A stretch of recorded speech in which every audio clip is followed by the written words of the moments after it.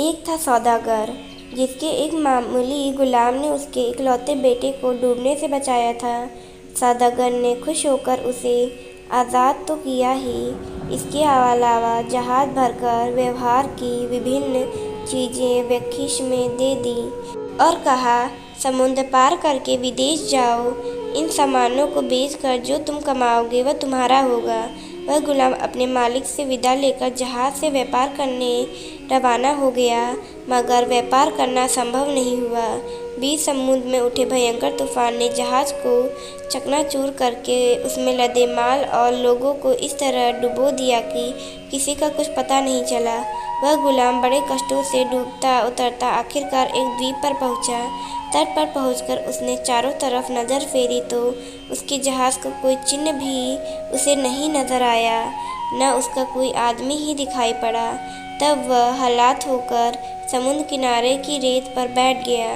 जब शाम हो गई तब वह उठकर द्वीप के भीतर ही ओर चला गया।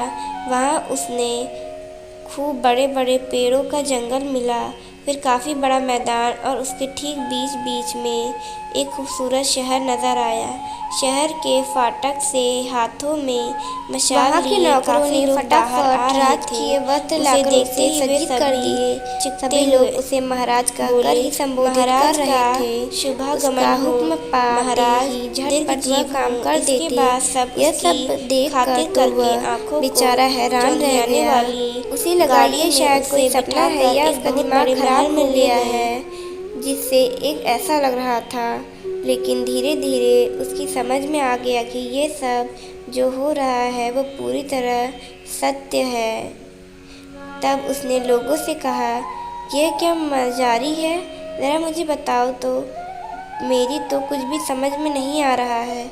तुम लोग आखिर क्यों मुझे महाराज कह रहे हो और क्यों ऐसा सम्मान जता रहे हो कि तब उसमें से एक ने उठकर कहा, महाराज हम लोग मनुष्य नहीं हैं, हम सभी प्रेत गंधर्व हैं। हालांकि हम देखने में ठीक मनुष्यों जैसे ही हैं। काफ़ी दिन पहले हम सभी लोगों ने मनुष्य राजा पाने के लिए प्रार्थना की थी, क्योंकि मनुष्यों से बढ़कर बुद्धिमान और कौन हो सकता है। तब से लेकर आज तक हमें मनुष्य राजाओं की कभी नहीं हुई। हम साल में मनुष्य को अपना राजा बनाते, उसका राजकाज सिर्फ साल भर के लिए ही होता है। साल खत्म होते ही उसे सब कुछ छोड़ना पड़ता है। उसे जहाज से एक रेगिस्तान देश में पहुंचा आते हैं। यहाँ थोड़े बहुत फलों को छोड़कर और कुछ नहीं पैदा होता और दिन भर हाल तौल मेहनत करके रेत न खोदने पर एक लोटा पानी भी नहीं मिलता। इसके बाद फिर नया राजा आता है। इसी तरह साल दर साल हम लोगों का काम चल रहा है। ये सुनकर गुलाम राजा ने कहा, अच्छा ज़रा बताओ इसके पहले इस वीडियो को लाइक करें, हमारे चैनल को सब्सक्राइब कर बेल आइकन जरूर प्रेस करें कि तुम्हारे राजाओं का स्वभाव कैसा था। बड़े ने कहा, वे सभी लापरवाह और झक्की थे। वे सभी मौज मस्ती और विलासी में पूरा साल बिता देते थे। साल के अंत में क्या होगा इसका उन्हें ध्यान ही नहीं रहता था। नए राजा ने बड़े ध्यान से सब कुछ सुना।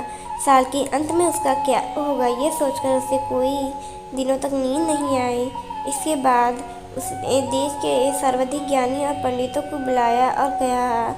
राजा ने उनसे विनम्रतापूर्वक कहा, आप लोग मुझे उपदेश दीजिए जिससे साल के अंत में उस सर्वनाशी दिन के लिए मैं खुद को तैयार कर सकूं।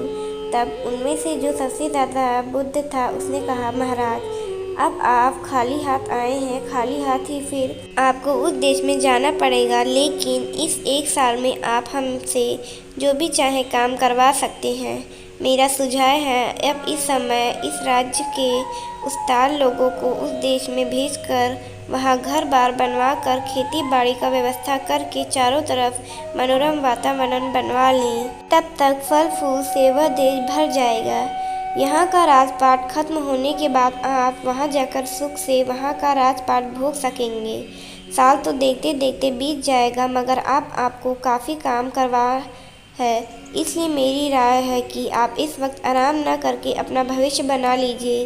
राजा ने तभी हुक्म देकर कुछ लश्कर मांस अराब कर वृक्षों के पौधे, फल के बीज तथा भारी भारी कल पुर्जे बेचकर पहले से ही उस रेगिस्तान को सुसज्जित करवा दिया।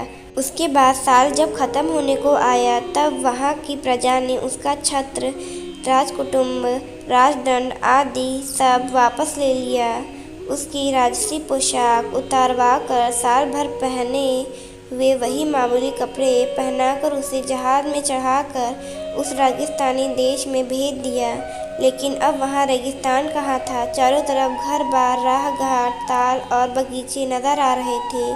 वहाँ अब काफ़ी आबादी भी बस गई थी। वहाँ के लोगों ने बड़े उत्साह से शंख बजाकर उसकी अगवानी करके उसे ले जाकर सिंहासन पर बिठा दिया। 1 साल के राजा ने वहाँ जीवन भर के लिए राज सुख भोगना शुरू कर दिया।